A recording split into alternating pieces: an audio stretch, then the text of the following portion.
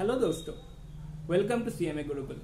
आज हम लोग बात करेंगे डिफेंसिव इन्वेस्टर के बारे में, जो कि मेंशन किए गए सर बेंजामिन ग्राहम के बुक द इंटेलिजेंट इन्वेस्टर में।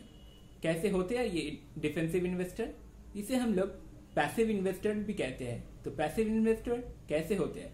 ये लोग आज 100 रुपये इन्वेस्ट करके अगले 10 साल या 20 साल के लिए भूल जाते हैं, और इसका जो एसेट मैनेजमेंट होते हैं वो खुद ब खुद मार्केट करते हैं।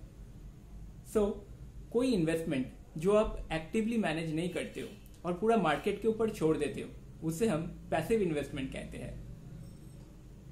तो इसमें प्रॉफिट कमाने या वेल्थ जनरेट करने के लिए 4 सिंपल सा फॉर्मूला बताया है बेंजामिन ग्राहम ने। पहला फॉर्मूला, आपका पोर्टफोलियो डाइवर्सिफाइड होने चाहिए। कितने में? मिनिमम 10 या मैक्सिमम 30 स्टॉक्स या सेक्टर्स में डाइवर्सिफाइड होने चाहिए। सेकेंडली, कैसे स्टॉक खरीदेंगे? लार्ज कंपनीज जो कि कंजर्वेटिवली फाइनेंस्ड है। कंजर्वेटिवली फाइनेंस्ड है मतलब जिसमें डेट कम हो, that is debt equity ratio कम हो compare to other organisations. Number 3, जिसका डिविडेंड पेइंग हिस्ट्री, मतलब the statistics of their dividend paying हिस्ट्री, मतलब पिछले 10 साल या 20 साल में कैसे डिविडेंड पे किया है, और यह उसे भी हम लोग के ध्यान रखना चाहिए। कोई कंपनी एक साल डिविडेंड पे करे या अगले साल नहीं करे, so that is not a well managed company. तो उसमें आपको on a stretch means without any failure company को डिविडेंड पे करते रहना चाहिए। इससे हम लोग को ये पता लगता है कंपनी का अर्निंग्स और शेयर होल्डर मैनेजमेंट स्किल दोनों ही अच्छे हैं। और पॉइंट नंबर 4 में क्या कहते हैं sir Benjamin Graham? P ratio बहुत ही इंपॉर्टेंट रेशियो है। पी रेशियो से हम लोगों को कंपनी का या कंपनी के स्टॉक के वैल्यूएशन के बारे में पता लगता है। बेंजामिन ग्राहम सर यही बोलते हैं कि या सब्जी हो या शेयर, आपको सस्ते में ही खरीदना है। तो एक लिमिट दिया है इस बुक ने कि 20 to 25 के पी के अंदर, मतलब 1 to 20 तक जितने भी कंपनीज का पीज होते हैं वो फ्यूचर में जाके ग्रो करने की पॉसिबिलिटीज रखते हैं, जो कि अंडर वैल्यूड है आज के दिन में।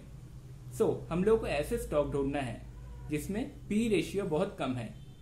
अलोंग विद दैट हम लोग को पिछले 3 पॉइंट भी याद रखने हैं। तो आई रिपीट, पहला पॉइंट, आपका पोर्टफोलियो मिनिमम 10 to 30 सेक्टर्स या स्टॉक्स में डाइवर्सिफाइड होना चाहिए। नंबर 2, लार्ज कंपनीज, मतलब कि जिसका मार्केट कैप हाई है और कंजर्वेटिवली फाइनेंस्ड है। नंबर 3, जिसका हिस्टोरिकल डिविडेंड पे आउट बहुत ही अच्छे है। और नंबर 4, जिसका पी रेशियो 20 या 25 से कम है। ये 4 कंपनीज में आप इन्वेस्ट कर सकते हो।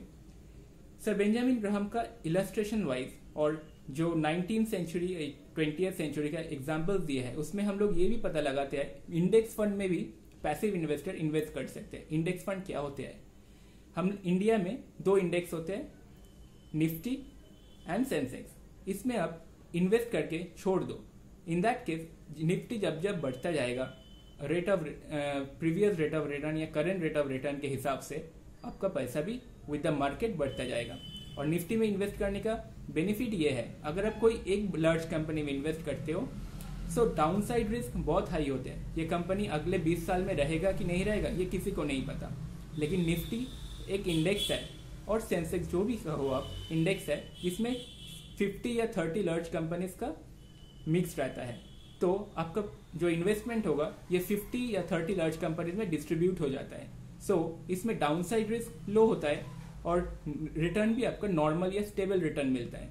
तो सेफ फंड के लिए अब निफ्टी या इंडेक्स में इन्वेस्ट करो। मैं आपको निफ्टी में इन्वेस्ट करने से पहले और एक इंपॉर्टेंट चीज बताना चाहूंगा कि एक्सपेंस रेशियो, कोई भी म्यूचुअल फंड में आप इन्वेस्ट करने से पहले देख लेना उस फंड का एक्सपेंस रेशियो कम क्या है। कोई प्राइवेटली ओन्ड या एक्टिवली ओन्ड फंड में 2%, 2.5% का एक्सपेंस रेशियो भी होता है, जो कि आपके फंड के या क्यूमुलेटिव जो CAGR होते हैं उसको डाउन कर देते हैं। लेकिन यूटीआई म्यूचुअल फंड या यूटीआई निफ्टी इंडेक्स फंड, मैं आपको कोई कंपनी को प्रेफर नहीं कर रहा हूं, लेकिन आप अगर मार्केट खोल के देखेंगे या मनी कंट्रोल या शेयरिन में जाके देखेंगे तो इन दोनों का जो Nifty index regular growth fund या Nifty index next 50 regular growth fund देखेंगे 0.17% के आसपास एक्सपेंस रेशियो है, जो कि बहुत ही अच्छे है क्यूमुलेटिव ग्रोथ पाने के लिए। धन्यवाद। We will again continue. Next video हम लोग लाएंगे एग्रेसिव इन्वेस्टर के पॉलिसी के बारे में। Thank you, keep sharing, keep liking and keep subscribing.